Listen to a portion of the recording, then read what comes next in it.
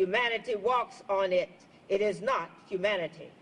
And the church must be reminded that it is not the master or the servant of pathetic zeal. It will become an irrelevant soul.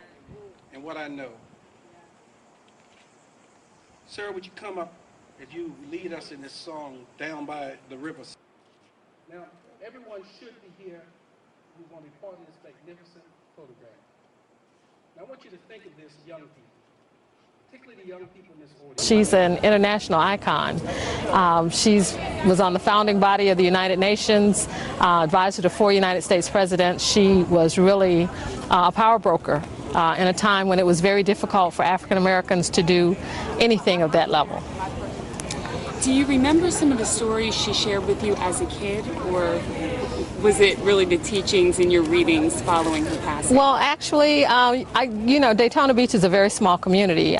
She founded Bethune-Cookman University, which is in Daytona. It's not a land grant school. It was started by her with 5 little girls and $1.50, 1904. So everybody in the community knew Mary McLeod Bethune, because she was the anchor for the community, and the university sits in the middle of the African American community and the city of Daytona Beach. So it's a history that's very strong and very anchored in Daytona. So everybody knew us. They knew all her children. They knew all her grandchildren. And so in growing up, you often heard people talk about her.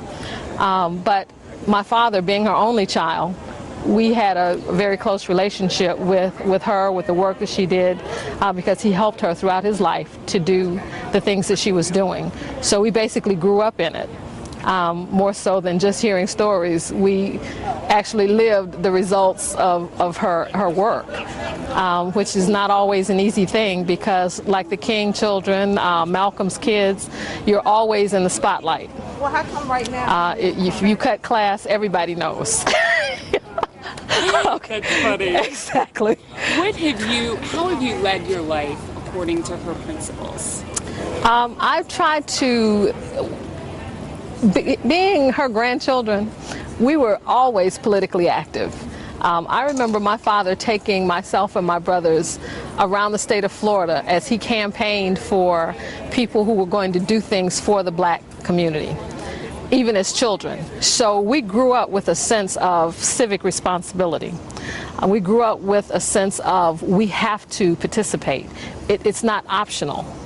And so I believe that even in the work that we were doing throughout our lives, that thread was always a part of it.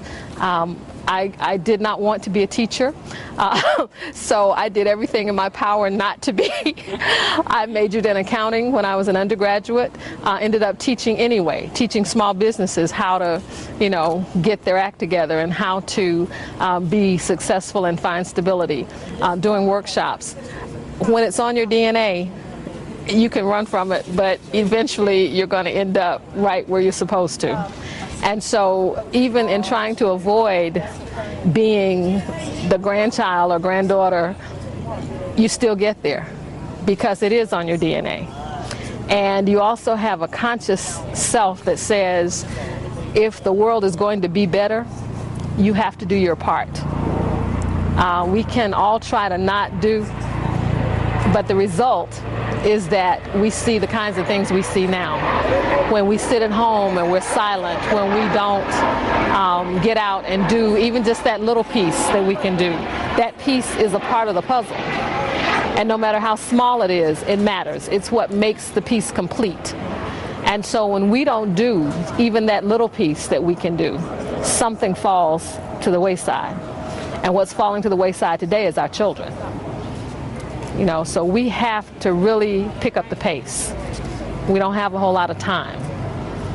There have been obvious strides made in 47 years. Mm-hmm. Where do you feel our country needs to go from here? This country is still filled with a great deal of hate, and it is very evident. It has become even more evident as we've gotten a black president. The disrespect that is shown the office of the presidency of the United States is something that has been totally unheard of up to this point. That level of disrespect is shown because it's a black man. And I, you know, a lot of people may argue that point, but I've been around to see several presidents. I'm 58 years old, and I've never seen the kind of hatred spewed forth by people who are supposedly in leadership positions across this country that I see being directed at Barack Obama. And it is something that, for one who grew up during the civil rights era, it's very unnerving, because you remember Jim Crow, you remember the hate, you remember all of that.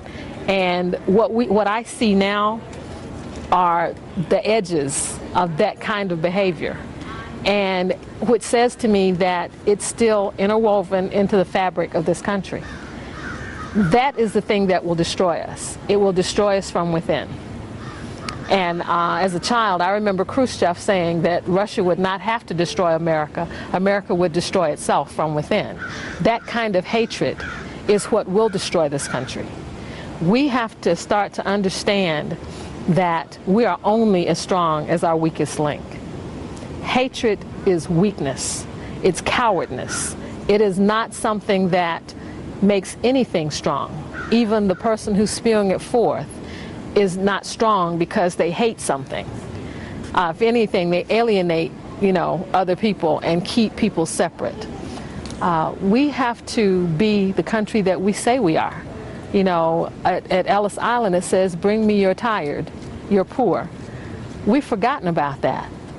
That is what this country was built on. Yet we take, you know, exception for so-called aliens to come into this country. People hate Mexicans. Texas used to be Mexico. So where do they think people are going to go? We're turning things backwards in this feeling of, I got mine, you get yours, and all of this is mine. You know, so you go someplace else. It's all of ours. And if we don't stand together as a country, as a people, we're going to lose a great deal of ground, and we're going to lose our standing as a world leader. You cannot lead through hatred. You cannot, because other countries, you don't keep countries at bay because they're afraid of you. You keep them at bay because they respect you.